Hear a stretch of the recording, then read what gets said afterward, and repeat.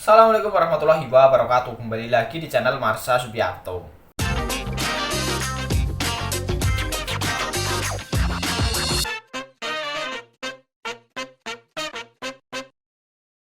Pada kesempatan kali ini kita akan kembali membahas informasi menarik.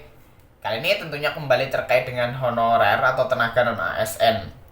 Jadi kemarin pada tanggal 28 Februari 2023 kembali muncul berita menarik, yaitu ada salah seorang wakil ketua DPD RI Dewan Perwakilan Daerah Republik Indonesia yang mengusulkan agar tenaga honorer bisa dimasukkan sebagai ASN.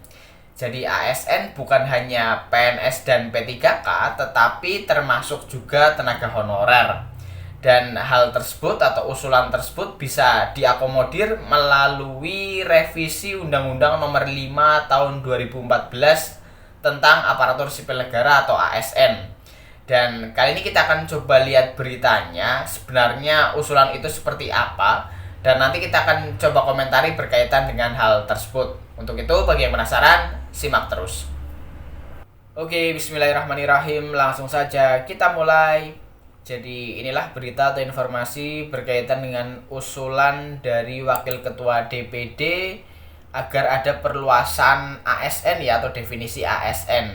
Diberitakan oleh antaranews.com. Judulnya, Wakil Ketua DPD sarankan perluasan definisi ASN mencakup honorer. Kita coba bacakan ya.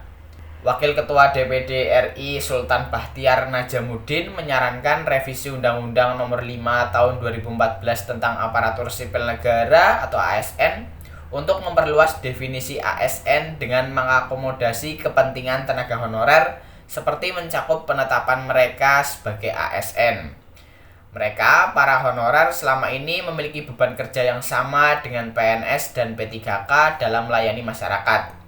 Tidak salah jika honorer juga ditetapkan sebagai bagian dari ASN layaknya P3K atau pegawai pemerintah dengan perjanjian kerja, ujar Sultan dalam siaran pers yang diterima di Jakarta Selasa 28 Februari 2023. Menurutnya, posisi tenaga honorer bernilai penting untuk dilihat sebagai suatu fase rekrutmen dan batu loncatan mencapai posisi ASN, sehingga para pihak terkait perlu mempertimbangkan agar definisi ASN diperluas dengan menambahkan tenaga honorer sebagai bagian dari ASN. Sultan menilai, upaya penghapusan honorer bukan merupakan langkah tepat untuk dilakukan pemerintah karena keberadaan mereka cukup signifikan dalam mempengaruhi situasi sosial dan ekonomi nasional. Lebih lanjut, ia menyampaikan DPD RI memahami bahwa sistem kepegawaian yang tepat untuk diberlakukan pada instansi pemerintah di Indonesia adalah sistem kepegawaian tunggal. Sistem tersebut membuat para pegawai yang melakukan pekerjaan sama berhak memiliki status dan sistem kepegawaian yang sama pula.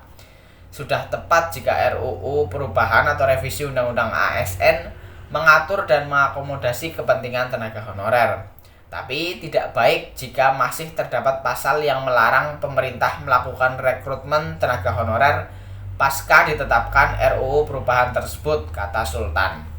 Saat ini pasal 13A ayat 2 RUU perubahan terhadap Undang-Undang ASN menyebutkan setelah undang-undang tersebut mulai diberlakukan, pemerintah dilarang atau tidak dibenarkan melakukan pengadaan tenaga kontrak, honorer, serta pegawai tidak tetap non-PNS.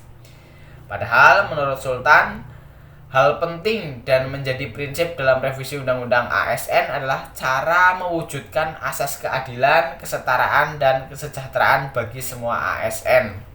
Masalah yang kami tangkap dari curhatan hati para honorer di daerah selama ini adalah terkait perbedaan perlakuan dan hak atas insentif keuangan pada pegawai yang memiliki kewajiban bekerja yang sama pada instansi pemerintah, ujar dia.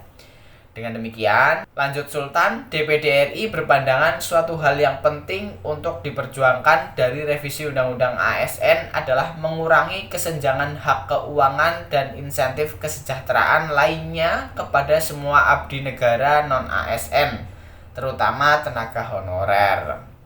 Jadi itulah berita atau informasi berkaitan dengan usulan salah seorang wakil ketua DPD RI yang mengusulkan agar ada perluasan definisi ASN yang mencakup honorer ya. Jadi honorer itu termasuk ASN, bukan hanya PNS dan P3K. Dan melalui revisi Undang-Undang 5 2014 nantinya honorer harus sama kesejahteraannya dengan ASN karena sudah termasuk sebagai ASN. Jadi bagaimana menurut teman-teman, apakah honorer dialihkan statusnya menjadi P3K atau honorer juga dianggap sebagai ASN? Mana yang lebih baik? Bagaimana menurut teman-teman? Kalau ada yang punya pendapat silahkan bisa tinggalkan di kolom komentar ya. Jadi mungkin pada kesempatan kali ini infonya cukup sekian. Terima kasih, mohon maaf bila ada kesalahan. Wassalamualaikum warahmatullahi wabarakatuh.